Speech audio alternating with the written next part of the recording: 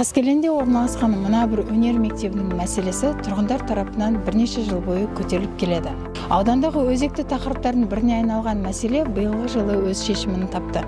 Қарасай ауданының құрылыс бөлімінің басшысының мәліметіне сүйенсек, аталған нысанның құрылыс жұмыстары ағымдағы жылдың соңына дейін аяқталып, келер жылы қолданысқа беріледі деп жоспарланған.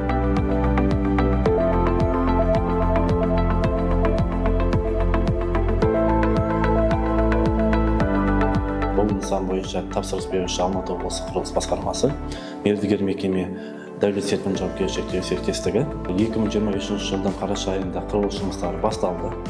Алайда ескі меншік иесімен сот процестері болуына байланысты бірнеше уақыт құрылыс жұмыстары тоқтатылды. Бүгінгі күнге сот процесі мемлекет пайдасына оңтайлы шешілді. Қазіргі таңда Дәулет Серпін мекемесі арқылы құрылыс монтаж жұмыстары толық жүргізілуде. Жұмыс қарқыны жақсы. Жалпы құрылыс жұмыстары қазір қалай жүріп жатыр, сол жайында айтсаңыз? Өзіміздің қаражаттан бастадық 23 жыл қараша айында. Соңына дейін заказчик айтқандай жаңағы сот нелері болды.